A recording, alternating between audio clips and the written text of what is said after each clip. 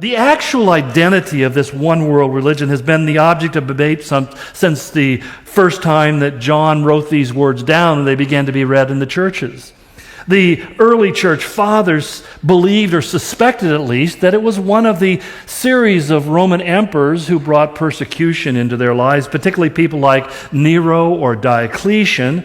And that view has caused a whole generation of theologians to basically believe the book of Revelation is speaking of past history, the time of the Romans' persecution, and not future history, which I think is an unfortunate misinterpretation for a number of reasons I don't have time to go into today.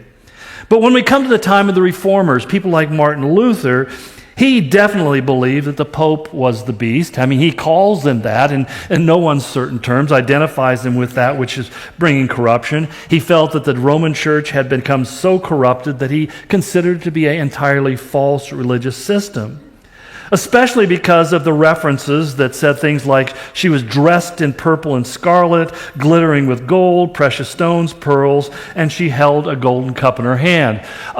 This is a picture, of course, the former Pope, Pope Benedict XVI, and I'm not saying that he is the Antichrist, but it's that comparison. He kind of has, all the necessary wardrobe that needs to go with being in that particular position.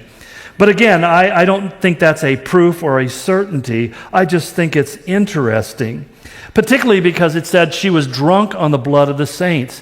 Most, especially Roman Catholics, don't like to hear this, but it's simply a historical fact that more Bible-believing Christians have been killed by the Roman Church in their various persecutions against what they considered heresy than were ever destroyed by the Roman government.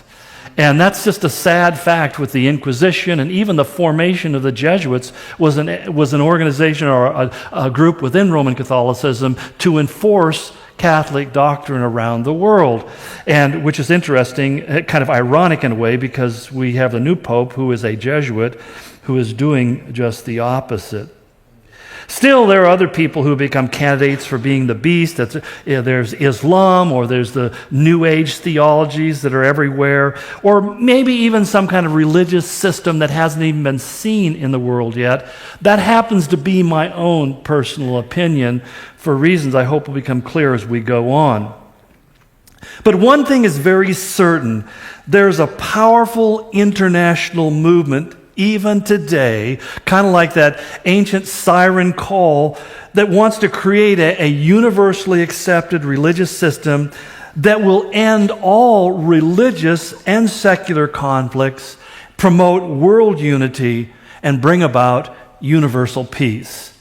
Now, to begin with, I want to show you a short YouTube portrayal of the very first video representation, first thing that Pope Francis, the current Pope, released after he became Pope.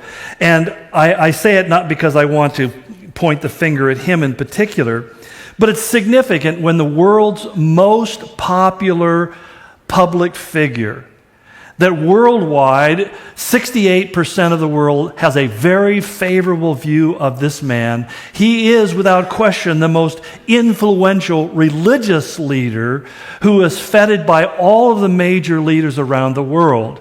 And it goes far beyond the 1.2 billion Catholics that there are in the world.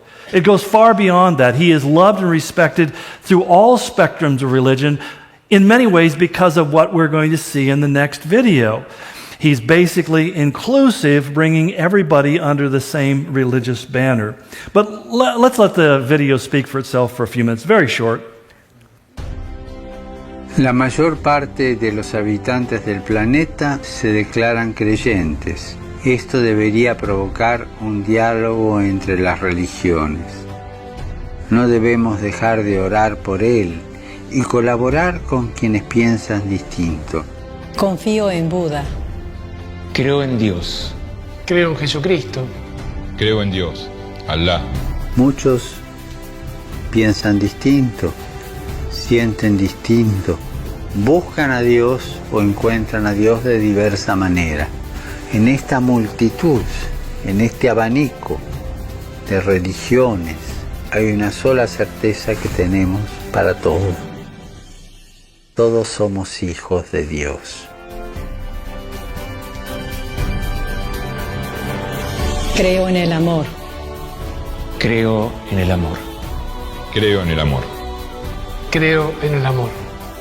Confío en vos para difundir mi petición de este mes, que el diálogo sincero entre hombres y mujeres de diversas religiones conlleve frutos de paz y justicia. Confío en tu oración.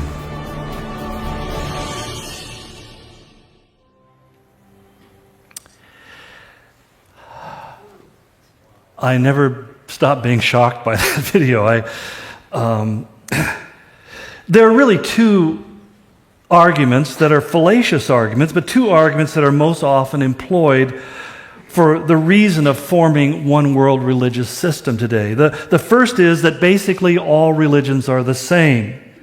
In fact, Stephen Turner, in his famous poem Creed, kind of in a surreptitious way makes that point. He says, "We believe that all religions are basically the same. They only differ on matters of creation, sin, heaven, hell, God, and salvation.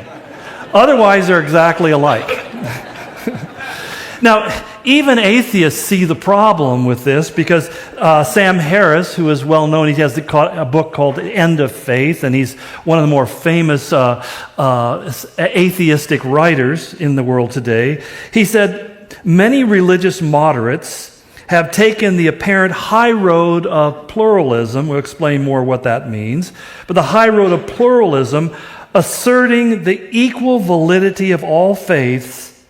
But then he adds, but in doing so, they neglect to notice the irredeemably sectarian truth claims of each. I mean, here's an atheist sitting back saying, how can you miss the fact that they have such broad grounds of disagreement that you can say that they would all come together? And yet, despite the obvious, we find that there is a non-logical approach to this and many other issues, because there's such a desperation in our world today to find harmony. And that's not a bad desire. Let's not mistake. We all want to live in a peaceful environment. We wish we could all get along. But the idea that that's going to happen by simply melding us together religiously seems completely out of reality.